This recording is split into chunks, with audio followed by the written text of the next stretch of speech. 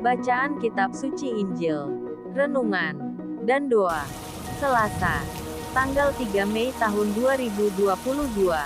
Jika kamu minta sesuatu kepadaku dalam namaku, aku akan melakukannya. Inilah Injil Suci menurut Yohanes, bab 14 ayat 6 sampai dengan 14. Dalam amanat perpisahannya, Yesus berkata kepada Thomas, "Akulah jalan dan kebenaran dan hidup.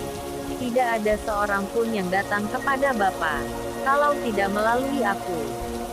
Sekiranya kamu mengenal aku, pasti kamu juga mengenal Bapa-Ku. Sekarang ini kamu mengenal Dia dan kamu telah melihat Dia." Kata Filipus kepadanya, "Tuhan, tunjukkanlah Bapa itu kepada kami. Itu sudah cukup bagi kami." Kata Yesus kepadanya, "Telah sekian lama aku bersama-sama kamu, Filipus, namun engkau tidak mengenal aku. Barang siapa telah melihat aku, ia telah melihat Bapa. Bagaimana engkau berkata, 'Tunjukkanlah Bapa itu kepada kami'?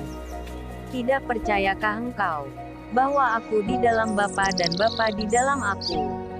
Apa yang aku katakan kepadamu, tidak aku katakan dari diriku sendiri, tetapi Bapa yang diam di dalam aku, Dialah yang melakukan pekerjaannya.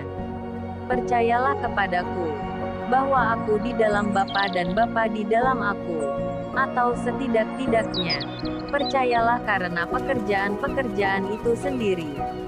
Aku berkata kepadamu, sesungguhnya barang siapa percaya kepadaku, ia akan melakukan juga pekerjaan-pekerjaan yang aku lakukan, bahkan pekerjaan-pekerjaan yang lebih besar daripada itu.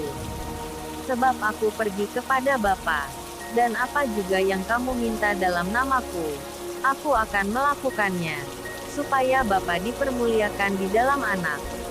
Jika kamu meminta sesuatu kepadaku dalam namaku, aku akan melakukannya."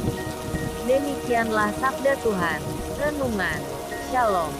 Dalam bacaan Injil hari ini, seperti kerinduan Rasul Filipus, tidak sedikit umat beriman ingin melihat Bapa.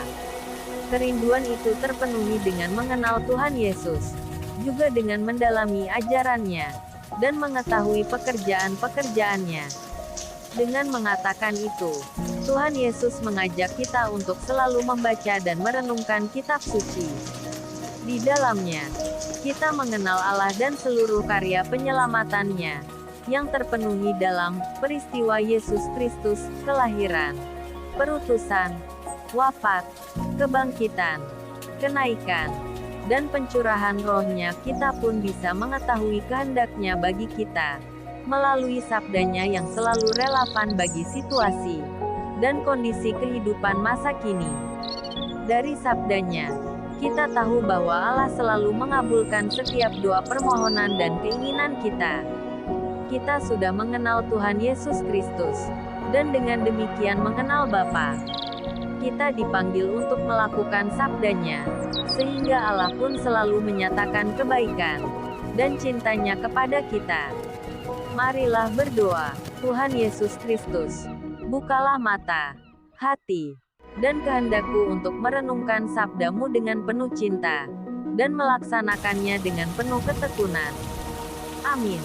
Salam kasih, RHPE Channel.